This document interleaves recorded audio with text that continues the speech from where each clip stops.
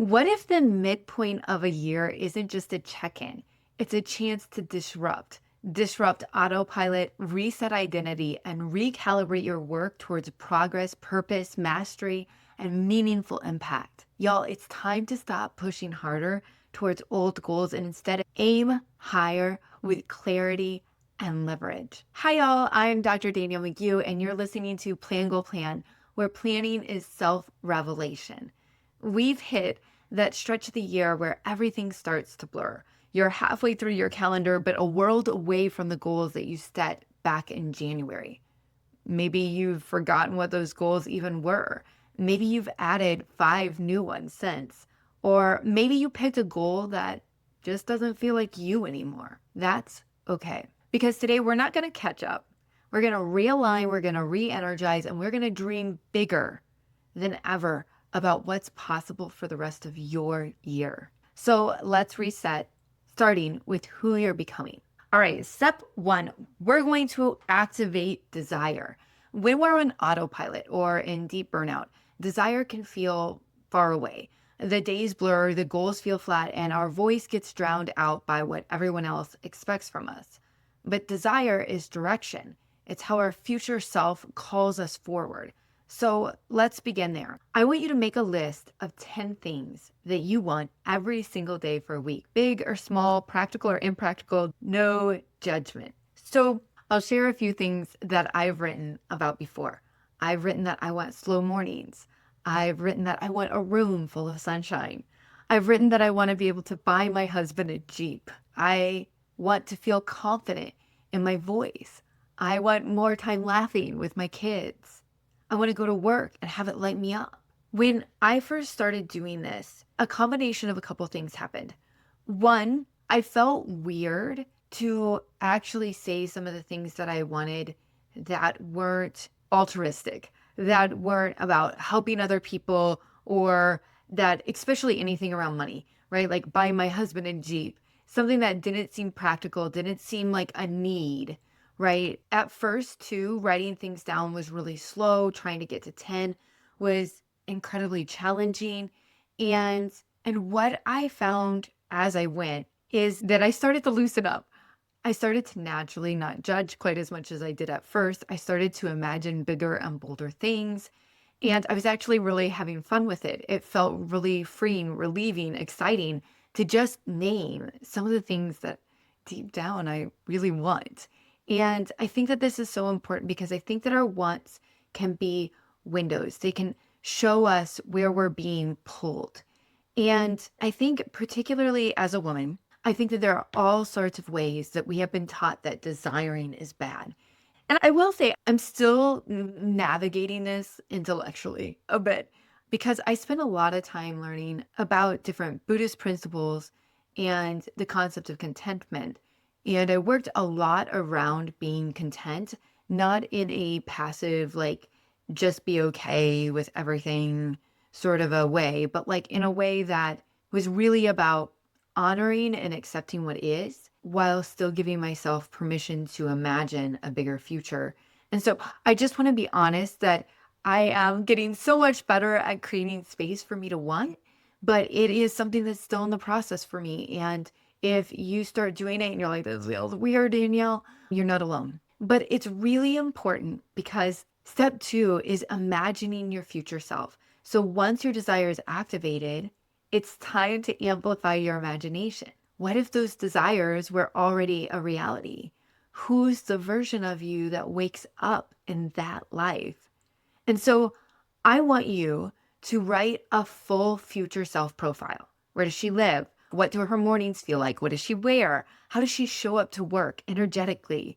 Who's around her? What kind of conversations light her up? This is a creative ritual. So pour into this. This is your permission slip to be bold and to be playful. I have a background in performance studies. It's what my PhD is in. It's within the field of communication studies. It's sort of like theater meets anthropology. And so I've spent a lot of time learning from theater practitioners. And one of the things that I absolutely adore about theater is that I believe the stage gives us a space to imagine futures that don't feel accessible to us yet.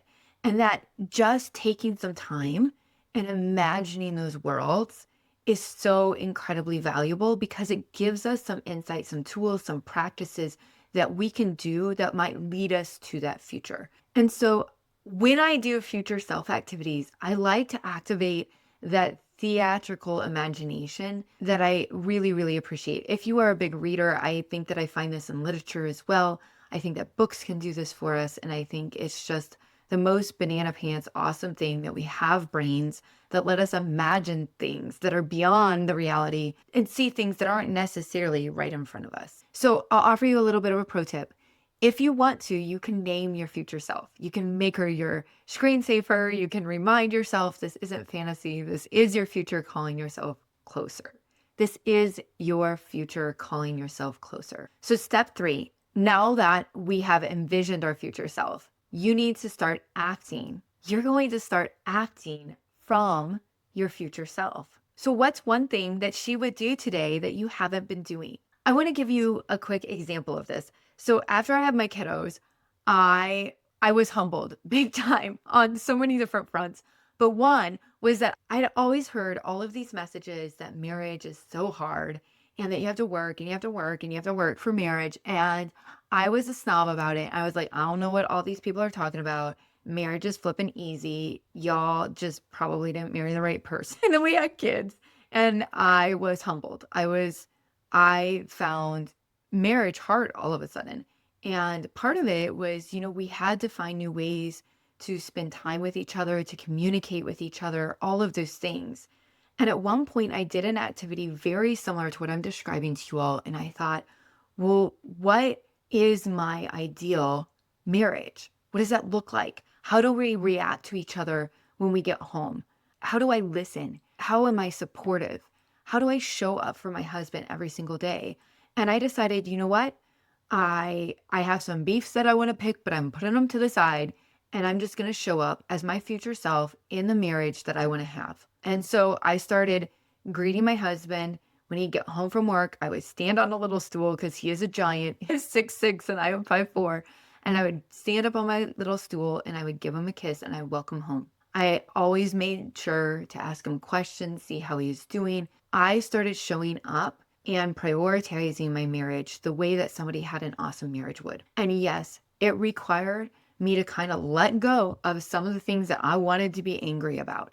I had to let go of some of the things I wanted to be better about. And what was wild is that when I did that, when I gave myself permission to just show up in that ideal version of my marriage, everything changed. Everything changed. So I want you to choose one future self trait. Think about your future self. Is she calm? Is she bold? Is she creative? And then before your next meeting, your email, or maybe play date with your kiddos, I want you to pause. How would your future self show up for this?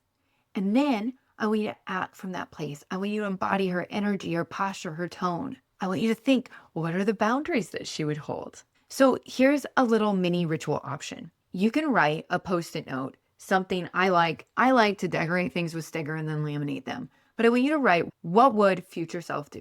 And if you have a name for your future self, you can say, what would daring Danielle say? What would daring Danielle do today? What would her energy be today?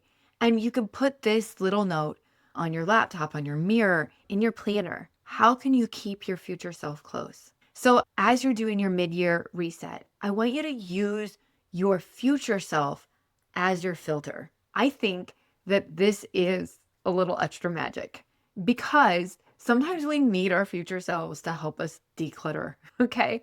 I want you to make 2 columns. In column 1, what your future self does, but in column 2, what doesn't she do? Maybe she doesn't check her email after 6. Maybe she doesn't say yes when she means maybe. Maybe she doesn't over-explain herself. And I want you to use this list as your compass for quarter 3 and quarter 4. This is how we protect the future that we're building. I learned a little bit of this from Benjamin Hardy. I had a chance to go through a quarter of, he calls it an intensive with him. And one of the things that really blew my mind is that he said that when you use your future self as a filter, you're going to raise your bar because your future self has higher standards,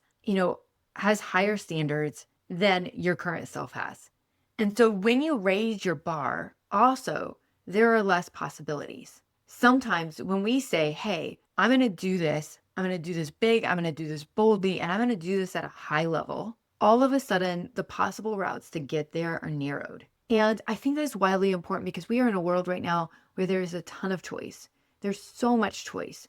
So when you have some tools that actually help you narrow down your options, and when you know that all of those options are supporting that future desired self, you start to raise your standards, you raise the bar. And that's so important because I don't want you to live an average life where you're surviving. You're just making it through. I want you to live a life that's full of possibilities and imagination and connection with others. I believe that we have always arrived, but we're also always becoming. And for me, this resets, it's not about hustle or perfection. It's about returning to yourself through desire, vision, and brave embodied action. Y'all, if you love this reset, I'd love to invite you to the Plan Go Plan Your Year retreat. It is an afternoon where we turn strategic planning into soulful becoming, rituals, reflection, and realignment for your next chapter of your life. I hold a retreat once a month, and I have options for you at different price levels.